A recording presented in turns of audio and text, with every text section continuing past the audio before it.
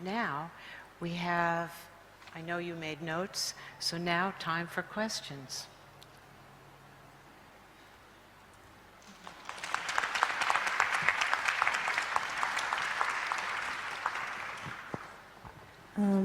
Okay, this is for Dr. David Whitebread. So I'd like to ask you to elaborate more on those concerns you had towards Angie Play. So you said that there was kind of like a lack of the playful adult, pretend play, and planned play. I know that for the pretend play, I'm kind of imagine like having the materials. What you meant was like having materials to pretend to make a restaurant when, you know, that was something I saw that the kids created on their own, so they created their own pretend play. So I would kind of like you to elaborate more on that, if you would be so kind. Okay, thank you. Well, actually, my concern about Angie, not apparently, I mean, you must recognize speaking of somebody who's been here for a morning. And I've read a little bit about Angie, so excuse me if I'm missing things, you know. But a number of people have affirmed to me that there is a concern that Angie might be missing some opportunities by not supporting their teachers to be playful with the children, rather than simply, I mean, at the moment, you know, in a sense, it's not entirely free play because the environment is being structured in various ways by the adults anyway. But we have good evidence that children enjoy adults joining in with their play. Of course, there are huge questions about how the adult does that in a way that still allows the children to have the initiative and set the agenda. But there's particularly strong research in that regard in relation to pretense.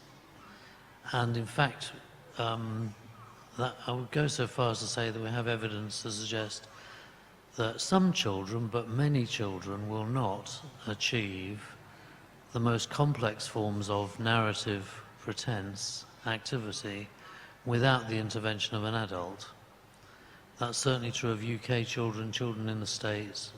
I assume it would be also true of some children in, you know, in this part of the world.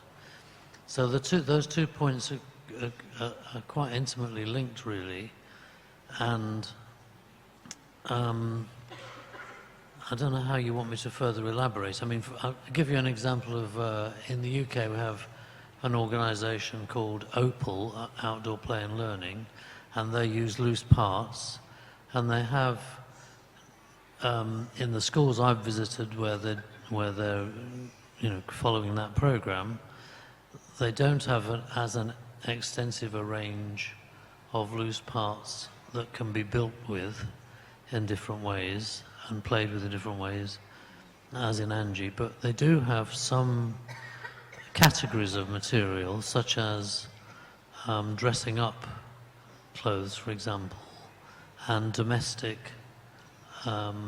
apparatus and so on and so forth, that tend to support pretense play more strongly. You know, of course, children will always pretend whatever you give them, but, you know, it's a matter of providing the opportunities and the support.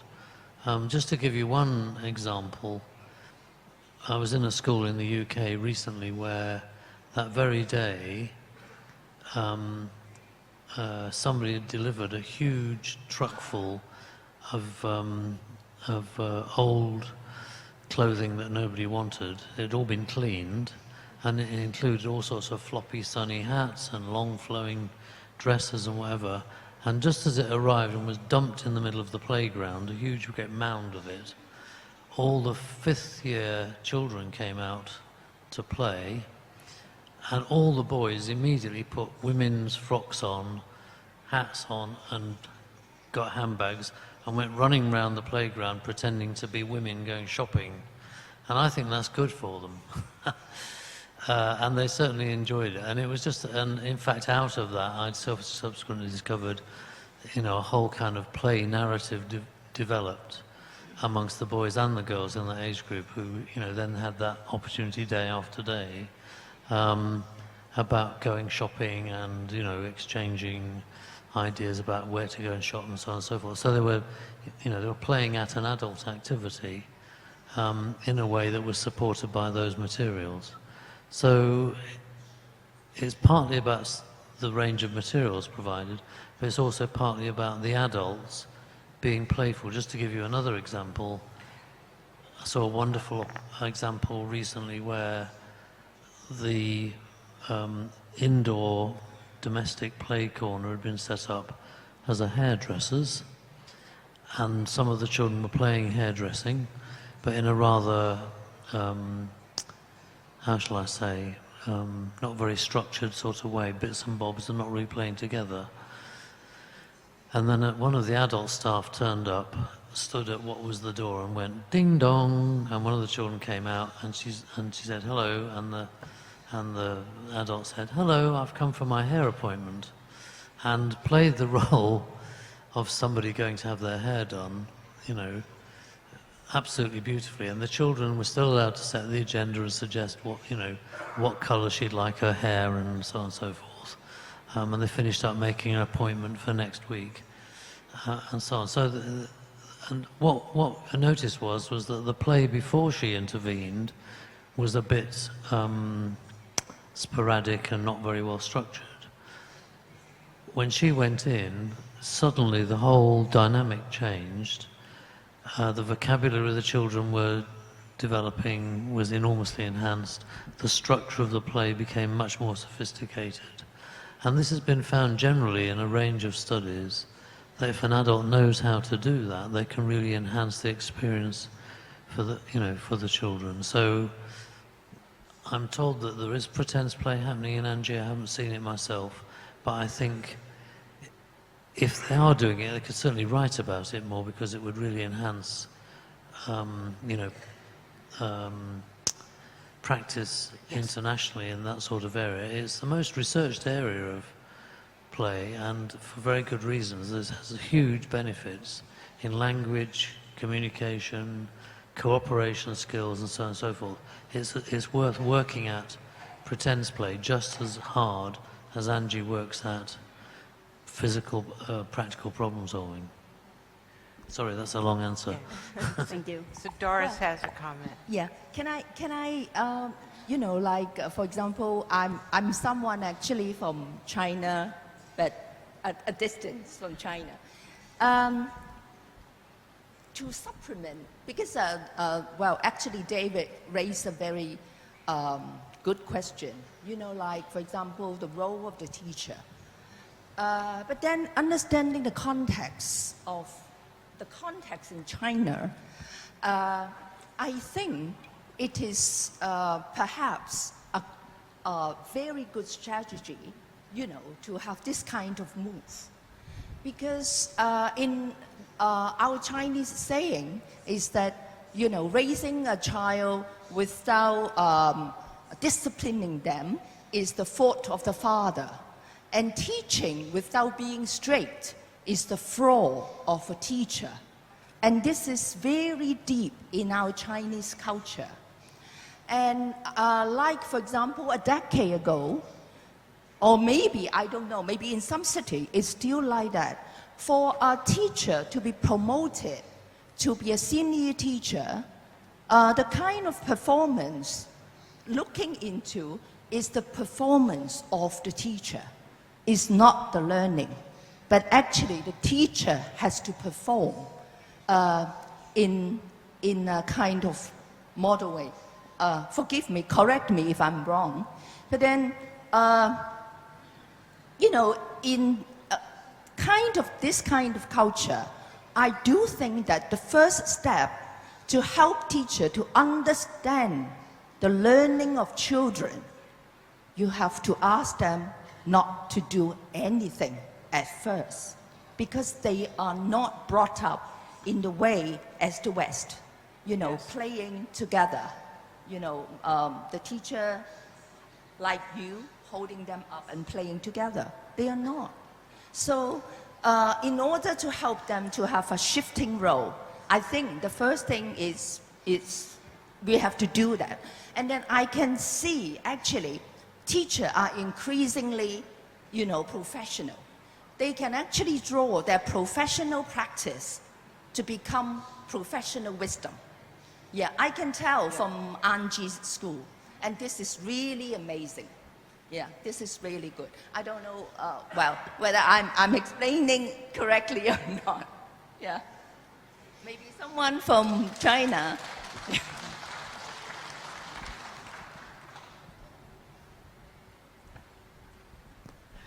Hi, thanks.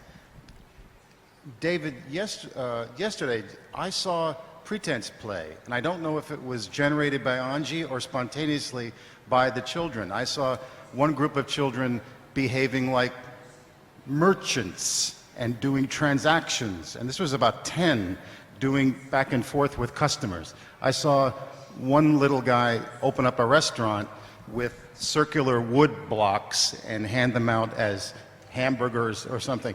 I saw one group of children build a jail with walls and apprehend a bad guy and then manage a breakout of the bad guy and capture him and bring him back. So I saw a lot of that, and your comments are fascinating, and I wonder if they're harnessing or channeling that enough or celebrating it with us enough. I don't know. My question is, by the way, Larry, you wrote a book called The Art of Roughhousing, I believe. Thank you. It changed my life. Because I read that book and I started rough and tumble play with my son, and it's a miracle, so thank you. My question is this. David mentioned a renaissance in play research on the inside of the field. In the world at large is largely in a war against play, undeclared, but nonetheless. My question to each of you is, how do we push back against that in the world society, with parents particularly, and how do we start making an impact for all these beautiful insights? Do you want to start, I can- Doris? Well, thank you, first of all, about the art of roughhousing. It's available in Chinese also. I think that Mrs. Chung spoke this morning about inviting parents in, opening the door, and a parent can come anytime and watch and see what's happening. It wasn't through lecturing, it wasn't through written materials, it was the come experience that come and see. And I've seen this in the United States. It often happens that in a town or a city, there's a preschool that gets a great reputation. This is the one to go to a better school and be successful in primary school. And so the high-powered parents all want to send their kids there. And they send their kids there, and then they go and they say, all they do is play. You're not teaching them. And then they receive a lot of pressure. And the schools I've seen that have resisted that pressure and have gotten the parents on board invite the parents in. There was one school that gave parents a clipboard, and the clipboard said, look for these things. And it'll say math and literacy, and then underneath it'll say building blocks and having a conversation. And so the parents have to check off if they see this on their checklist, their clipboard. And this guides the parents to see this is not just play, nothing's happening. It lets them see that deep, deep things are happening. So I don't think we can do it through preaching and lecturing. I think we have to have parents observe it.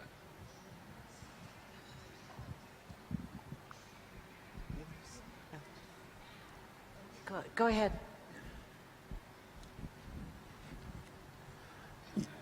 Yeah, the three of you have cited research on play-based learning, risky play, and deep learning. How would you suggest we go about creating a solid research base for Anji Play to both inform and support its expansion?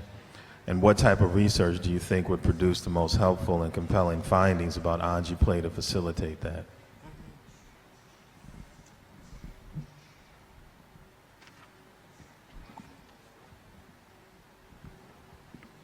Well, you could certainly give a lot of money to the Pedal Research Centre. That would that'd be point one. I think when I said there's a renaissance in play, I think I said that because there's a lot being published, but also because we're really starting to make progress. I think. A lot's been written about play. I mean, people have been citing, Dewey, and there are people even earlier than that, and so forth. But really, in a sense, that discussing it at a philosophical level, there have been just one or two studies now which have managed to look at this longitudinally.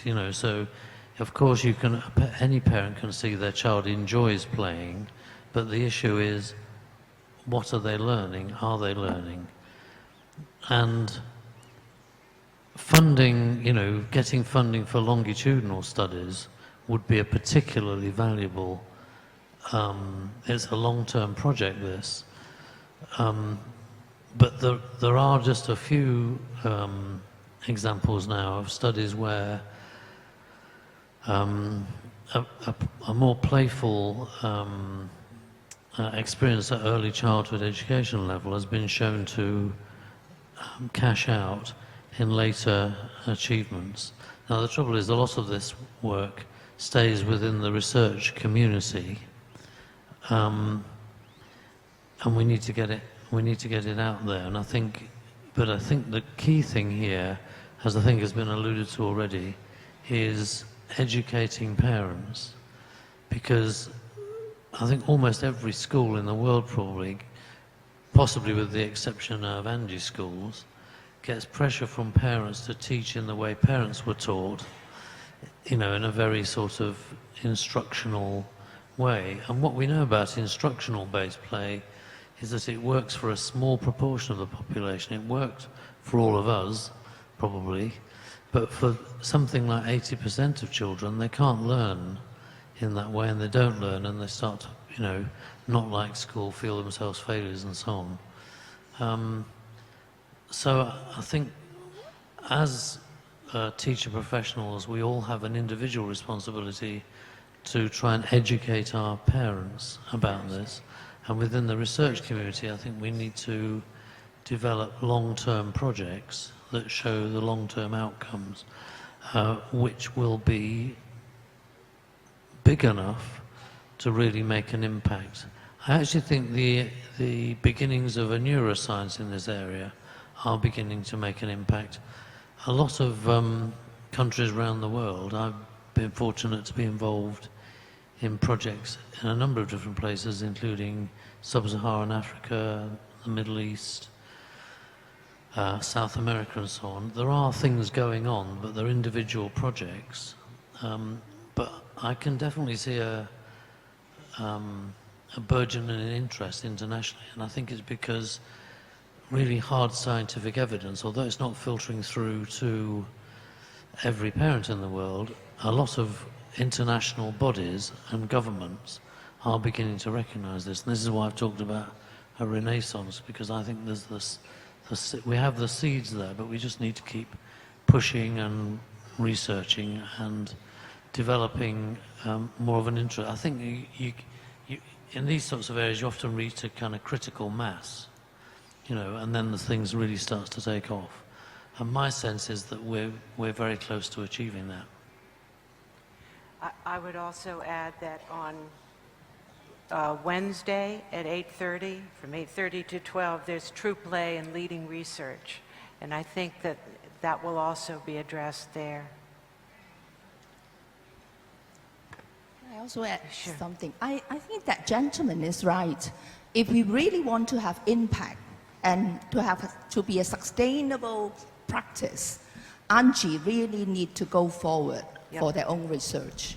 Like to have evidence to show parents, to show the outsiders that what they claim, in Angie, to the 21st century skills, like what Ms. Ching said this morning. And actually in Finland, they all trying to test the preschoolers, their agentive ability.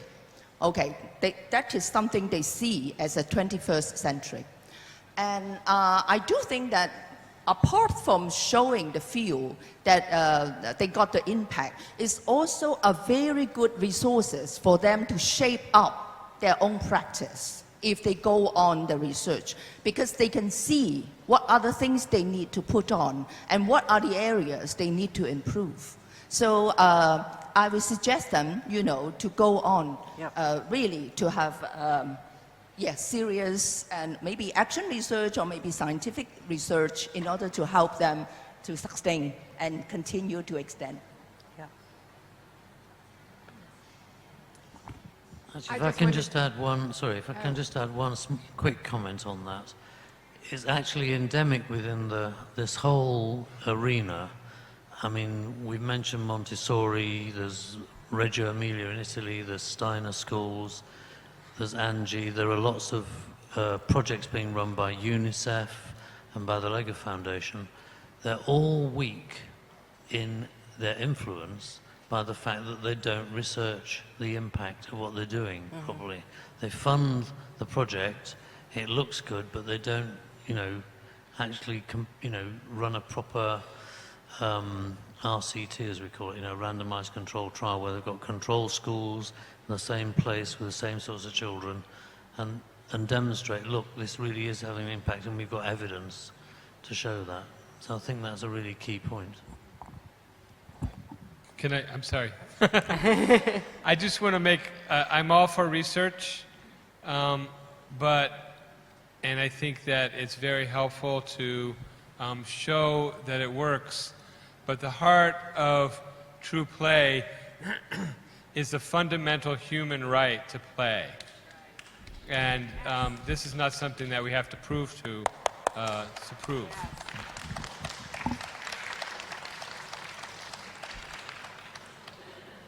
Amen. Thank you all for a really illuminating conversation. This is going to sound a little bit like naysaying, but a kind of counterforce, David, to your renaissance is, and the research, is a real kind of toxic policy making that is going on in developed countries all over the world. And it is very dangerous to Angie Play and all other forms of all of the children's rights, I would say. And so my question is you can have lots of research, but there are policies that are being made that are not based on the research. We have a very robust research base for child development, for early education, and a growing research base for the benefits of play. But the policy-making bodies, in line with world organizations like OECD, are perpetrating the kinds of policies that are assessing children very young, that are really outcome-based, looking at outcomes for children, really treating them as not human, as really commodities. So my question to all of you is how, and this is related to the other question that for me sort of hovers under the surface here. This is all, Angie Play is marvelous, and when I first saw it, like you, Francis, I felt like I had died and gone to heaven. But I also felt a kind of sadness, as I think Larry had said, because there was a feeling like this is not going on in the country I live in, which is the United States, nor is it going on in many of the developed countries. I want to know how these children are going to fare when they step into the primary schools and the secondary schools of China, which is noted for its very demanding and very punishing and very dehumanizing education system. Yeah, it's a question I would have liked to have asked to the policymakers, but there wasn't that opportunity. I'd like to thank you for your very positive outlook on how things are I'm going. writing a book about the death of play, so. But no, I feel very positive when I'm here, but I am wondering how this is going to. I know in the United States we've tried to push up, and it hasn't worked. So I'm curious about what's happening here in China to make that a real possibility. Yeah, I'm not sure we're the ones people to to answer ask. that part, But- but I think I Well- hope that we can use that as fuel, just as motivation, right? Looking from Andy, if we really believe that what they are doing is right, aren't we feel that the children will be more resilient and they will be more courageous and Right. more self-drive when they go to primary? And even if the syllabus become tough, I think developmentally Yes. they yes. can So they the can children, sustain. the children, in a sense, will be the change, will make Yeah. the change. I mean, I know Ms. Chung has called it a revolution, and she has said they are going. I mean, she has said they're going to make it. They're going to make peace, but also they are going to speak their minds, and hopefully that's what I like to think, at least. Yeah, and emotionally, I think that they can take up Yes. the challenge because they got so many risk play. So Yes, they're indeed. so risky. Thank Yeah. you. I don't know. But I guess I have a talk. I don't know whether Ms. Chen is here or. It seems to me that they are actually looking into the kind of transitional primary thing. Yeah. Are you here? Yeah, you have to answer. Come on.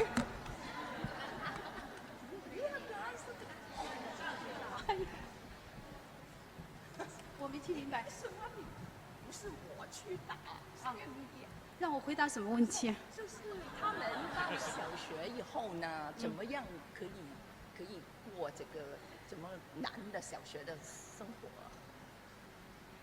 其实我一不是小学老师，二不是那个制定小学的这个管理政策的人，但是我相信，只要制定管理政策的人和小学的老师，他们愿意改，一定不难。 She said that, well, actually, if the primary school teachers, if they want change, well, it's not difficult to change the mindset and have the kind of play. 你觉得学生可以面对这个困难吗？学生他们可以面对小学的压力吗？怎么说呢？不能面对也要面对，他们没有办法不面对，因为他要完成他的小学的学业，他必须得在小学里过完他的小学阶段的生活 They。have to go through Well, she said that that they need process. to face the kind of challenge in the primary. Yeah, because they need to. That's the education they have to go through. 我不知道我有没有听懂这个问题，不好意思。 But I'm not sure I if I don't know really whether I get the have question. Very good translation. 很多年前听到暗记游戏， I have heard 但 about 是 Anchi 直到 games 2016 many years 年的时 ago, 候， but not until 才真正的懂了 2016, 暗记。 I finally 当 came 时 to 我有很多的顾 Anchi. 虑，跟我专 I 家 had 是一 a lot 样 of 的。 concerns, just 摔得 like 怎么 many 办？ of you. 啊， What if 到底有 children 什么数据 fell 可以支 down? 撑？其实，当我看到孩子们那些开 But when 心、 I 灿烂、 saw 勇 children 敢、亮一些表情的时候， They have 我就 expressions 在 of 这里面 bravery, 真正的看到 happy. 了孩子。 Their faces, 在很多地 Lit 方我 up 们是看不到孩子的， I've seen 但是在这儿 I've 我 seen a 看 group 到了 of 孩子， wonderful children. 因为这个孩子 Children I 传递 have 的 never seen 就是那么的喜悦 elsewhere. 的。 I can 就是 see 对世界 children 有爱的， here are 是友好的。 expressing love 所以当看到之后呢，我毫不 and 犹 their 豫的 friendliness 跟 to 陈 the 市长 world. 说， So after seeing children in Anji, 我 I 向你 told 致敬。 Madam Chen, I 然 salute 后 to 我 you. 向你致敬。 I pay my greatest respect to you. In 2017, after my repeated request, I said, 宝贵经验传给我。 could you pass on your Anji play experience to us? What is 这 Shi 样 Yu? 的情况下，我说你到幼儿园来看看。 I said, please visit my kindergarten. When Miss Chen visited my kindergarten, 有一个很奇怪的问题啊。她说 she 哎呀 found an interesting question. 我说怎么了？ She may have bumped into the wrong 比 class. 其他我看到的很多的 She 中班 found 孩子 that 中班的孩子怎么个头都那么高啊？ Why 好像大班的孩子。 your middle class children are taller 我说你安吉有 than 戏 the 你一定 other 会有成就的 children. 有数据告诉 I 我 was so amazed. I said, well, Angie plays must yield some results. 你可能不太 So 记得 I 当时我 came 先做 to 了调查， Angie and I studied the children here. 回家之后，因为300多个家长， I found 我说 that 有没有 in Angie, 他那儿睡觉的、睡不安生的、睡不着的？因为我在全国 do any of your parents could not sleep well? Because when I lecture across China, I found that when children could not sleep well in the evening because they have not played well in the daytime, I asked the audience, why your children were still sweating in the evening? And then no parents raised their hands. No parents have children have problems sweating in the evening. And then I told Cheng Xueqing, well, I must incorporate your Anji games. We need your games.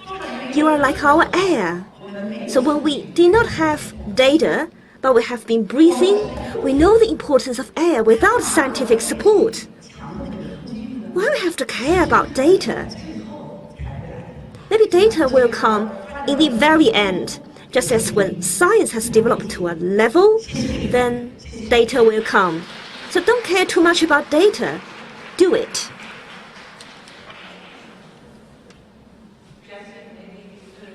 Give us a little feedback on that.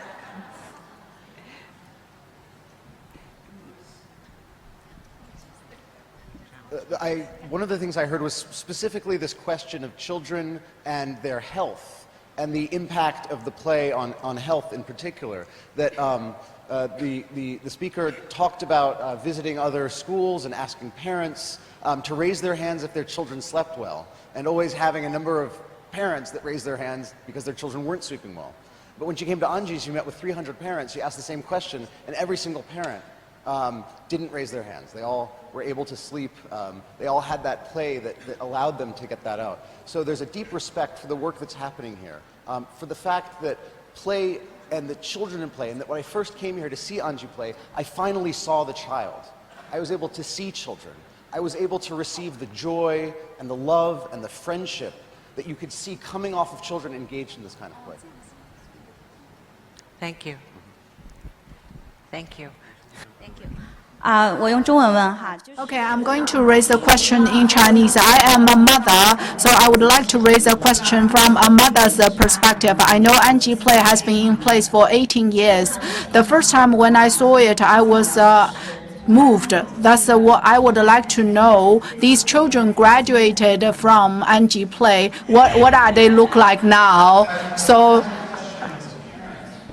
As a mother, and coming to Anji, I've been very impressed and very surprised at what I've seen. What I'd like to know, and my understanding is that Anji Play has been around for about 18 years.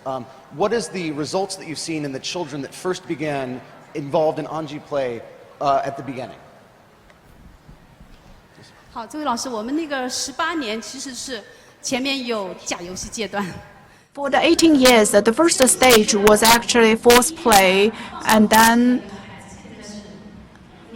the child who actually was in the class when we started the true play now is actually grade 5 or grade 6 in the elementary school or primary school. And then when they actually came back to our kindergarten recently, and then our kindergarten teachers were so moved because all these children now actually rushed to our classrooms when they because now they are already like 12 years old or 13 years old. They are already in their grade 5 or grade 6 in their primary school. However, they still have the memories, the beautiful memories of play in our kindergarten. That's why they rushed to our classrooms when they came back to visit us again.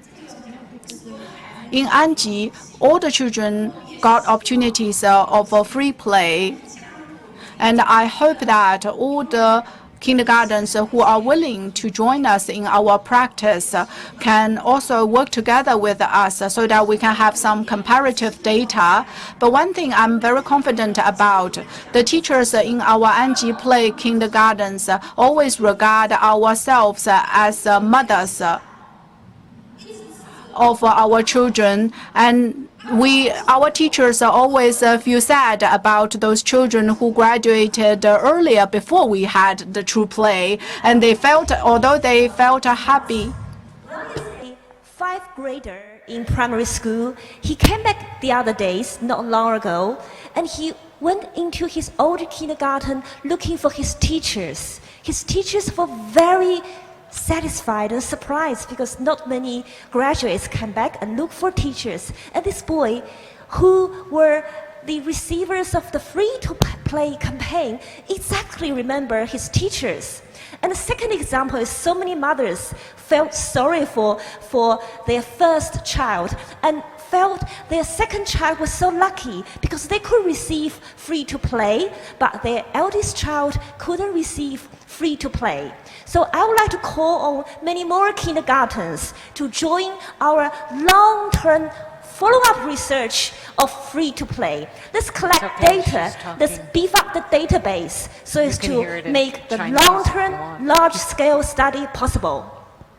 我还想补充一个，那个老师讲的啊，因为我们在。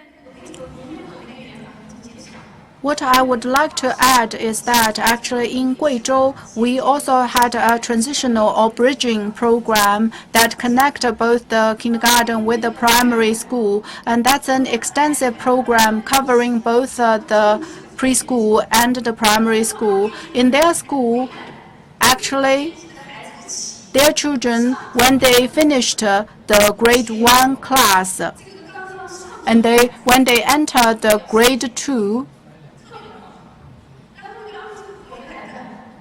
so in their school, actually they have the students in grade 1 and then the students in grade 2. But when the grade 2 students are working and playing together with the grade 1 students, actually the grade 1 students who had free play experience are performing better than the grade 2 students who didn't have the free play experience. A principal from Guizhou will share with you another case. They are doing a project connecting kindergarten to primary schools, and they have a comparative study. So children undergoing this free-to-play program will advance to their primary school and will follow up on their academic performances. And children who are on our follow-up study program actually perform better than the other children. We will find out more details tomorrow. I think we have time for one more question.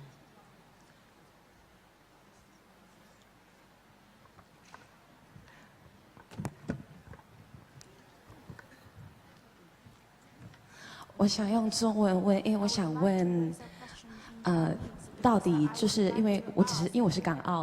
am from Hong Kong and Taiwan and Macau because I feel that in Hong Kong, for a student to move from the kindergarten to the primary school, a statement of the performances or academic outcomes is required.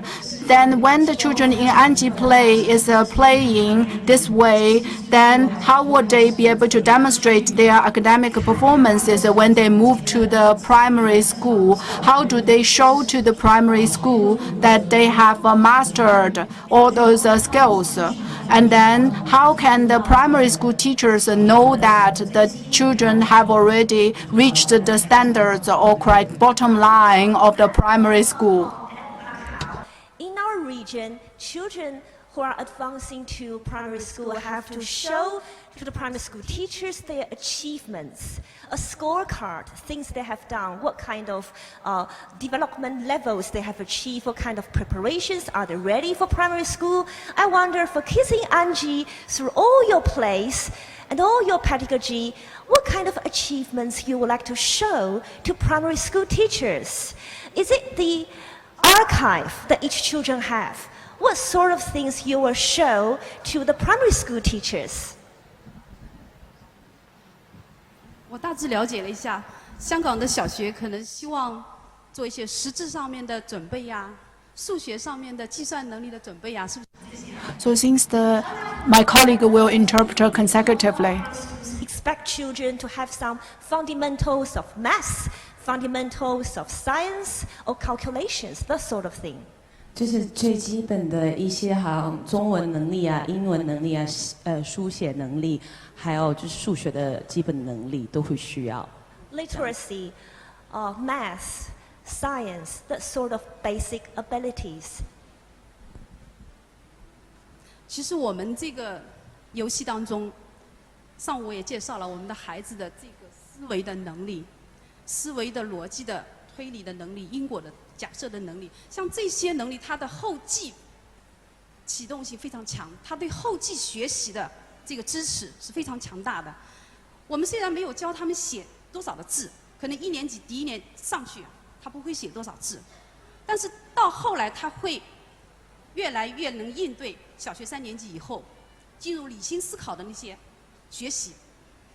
那么，比如说你刚才讲到的那个书写能力，我们的孩子从小班进来就开始画游戏故事啦，涂鸦啦，就开始记录啦。我想我们这些能力从小班一直到中班到大班，我们一点都不差。不要着急，我觉得小学有一些学科知识，有一些识字知识，有一些这个学科的系统的知识，它要下移到我们幼儿园来做准备。我想我们幼儿园老师要用我们的专业去影响我们的小学，改变他对入学准备的评价，建立正确的入学准备的这一些机制，来更好的接好我们幼儿园送过来的那个接力棒。所以我们的孩子自我管理的能力，就昨天我们一个园长还跟我分享，小学到幼儿园来看了以后激动，小班的孩子自我管理能力这么强，到了小学。My colleague is going to do the interpretations consecutively. 这小学1年级的孩子在我们幼儿园是大班最棒的大哥哥。我们从小班就开始自理了，到大班我们那么多的玩具都能自我管理好，都能分类整理好。到了小学，如果他没接好这个棒，马上给他盛饭，马上给他服务，然后要他去写多少字，认识几个字，那这样的衔接是有问题。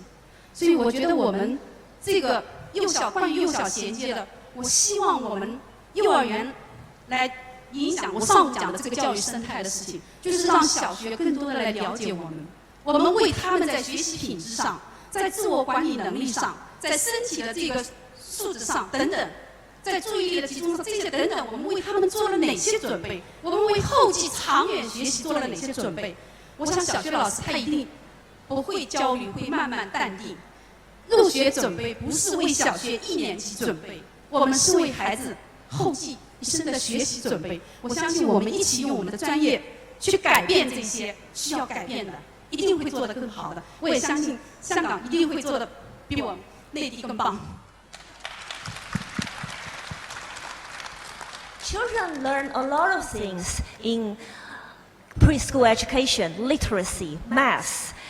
They have opportunities in developing very complex causal relationships, as we have explained this morning. And that causal relationship prepares children for more rational learning in their 2nd grade, 3rd grade, and 4th grade.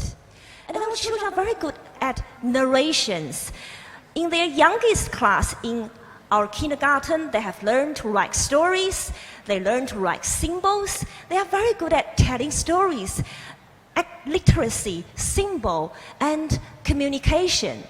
Although in the 1st grade in primary school they may not understand many characters, but it will come later. Just be patient, because they have all the foundation for great learning in primary school.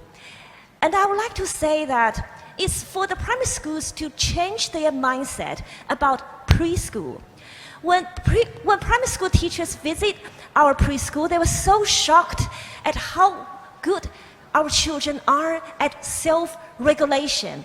They can sort things out. So many toys. They can put them into different categories. They clean their room. They manage themselves. They can feed themselves. They don't need anybody to give them bowls of soups and hand them spoons. Yet, in the first grader, the teachers do that for our most capable graduates from our kindergartens. So the key is for the primary school teachers to understand our system, understand how wonderful we are in our preschool education. And then we have a wonderful connection from kindergarten to the primary.